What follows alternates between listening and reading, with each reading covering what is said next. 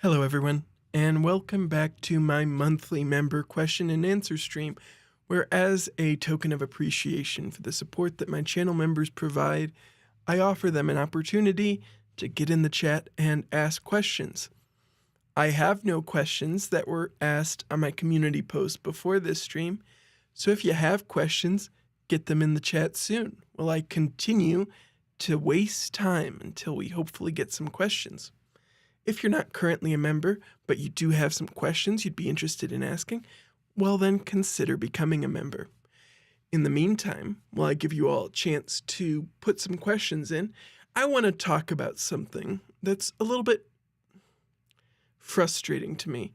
And what's a little bit frustrating to me is how when I accurately describe things that like Donald Trump or Elon Musk have done or said, like when I say Donald Trump, famous sexual abuser, Elon Musk, noted fan of anti-Semitic lies.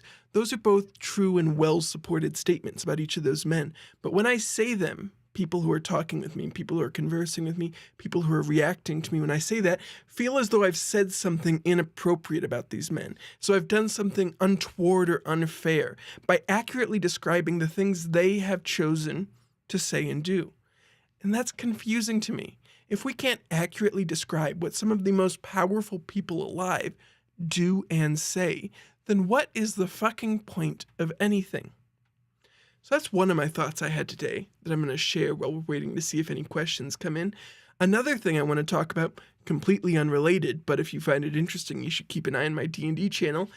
Why does Dungeons & Dragons 5th edition have no Sorcerer Gishes?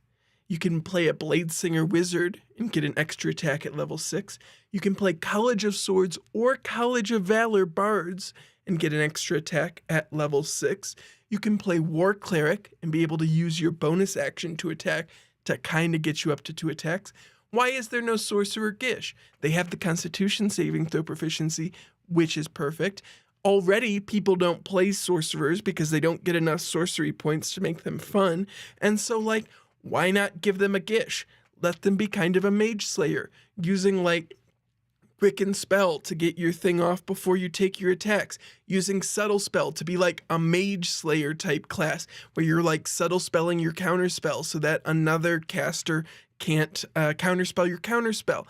Like there's so many fun things that could be done with a Sorcerer Gish. And so I wish there was a Sorcerer Gish. Now, Mark or Marky, I don't know which one it is, asked me if I have any thoughts on Evergrande. And yeah, we actually have a whole episode about it over on Crypto Critics Corner. But in short, it seems to have been a massively fraudulent enterprise. Having said that, however, there's still this bit of strange tension whenever you're looking at enterprises in China, because American auditing firms are bad at their jobs. American regulators are bad at making sure like financial statements, audited financials, things like that that are submitted are accurate and reasonably affect the business. And like these problems are amplified often for Chinese enterprises. The ability to get by with fraudulent financials is easier. The ability to do that kind of thing is easier. And so you end up generally, again, this is not specific to Evergrande, but you end up in these situations with these massive multi-billion-dollar frauds, often ones that are regularly getting clean audit reports from like a Big Four subsidiary in China. And that's another thing to talk about here is we have this conception of the like Big Four auditing firms. I can name them all. I can name them all. Ernst & Young, EY, Deloitte, and P, the one that starts with P, PwC, PricewaterhouseCoopers. That's 3 out of 4. There's a fourth one, which is, I'm not Googling it. You can't prove I'm Googling it.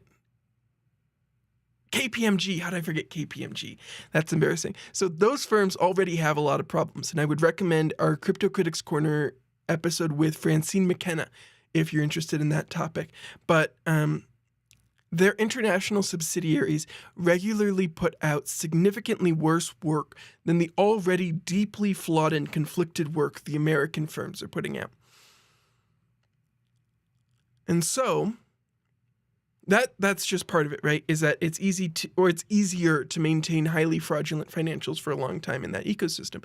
The other thing with Evergrande and just China in general, not just China, but it's amplified in China compared to the United States, is that the relationship between private firms and the state is much muddier, both in terms of just getting approval to do the things you're supposed to be doing, in terms of how the money moves, and in terms of like the government's ability and willingness to step in and say, I know your firm has been doing this for a really long time, Jack Ma, and I know you are a very powerful billionaire, but you're no longer doing that, and if you don't say the things we need you to say, well, you'll be in prison for even longer. This kind of power dynamic was interesting to watch during the like very, very slow Evergrande collapse, because it very much incentivized that state power being used to like control, put a fence around, and try to minimize the collateral damage of the Evergrande collapse. But my instinct is that that's generally going to make a system that will eventually collapse in a larger and more catastrophic way, right? If you keep building up little tensions that aren't being appropriately distributed and dealt with, eventually the whole thing breaks. Overall, it's a fraudulent property developer, right? Like, to get back to brass tacks, this is a property developer who was lying and reached this extraordinary size because of a whole bunch of these different dynamics that contributed to it. I'm going to give you guys just a few more seconds to get any questions in if you have them. So getting back to my idea for a Sorcerer Gish, right? You don't even need to do that much. Just take one of the sorcerers, like make their 6th level feature, extra attack, kind of like the Blade Singers. You can even leave like the Blade Singer is the only one that gets to replace an attack with a cantrip, right? Leave that just for Blade Singers. Just give them like kind of an extra attack feature at level 6 with something extra fun they can do with it, right? And then like medium armor proficiency maybe for, I don't think sorcerer subclasses get that by default. So like medium armor proficiency, and you're like there. You're there. You've got a Sorcerer Gish. Multi-classes beautifully with Paladins, multi-classes beautifully with Hexblade Warlock, and like that's part of the reason why it doesn't exist, right? Is because that feels like part of the reason why when it exists is because they don't want you to be able to have like charisma full casters that give you extra attack, where a 2-level dip in Paladin makes that character super, super powerful. But we end up with that happening anyway with College of Swords and College of Valor. Admittedly, they don't get meta magic, but they get like their bardic inspiration features, which are still pretty powerful.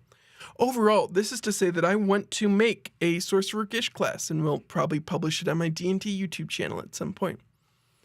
Not seeing any more questions, I'm going to wrap this up and just say thank you once again to my members who help support this channel. I'm working on an exciting new video about a Ponzi scheme that Jeffrey Epstein may have been the mastermind behind. That's going to be a fun video that's definitely not going to cause me a lot of headaches. And yeah, thank you all for joining me, and I hope you have a great day.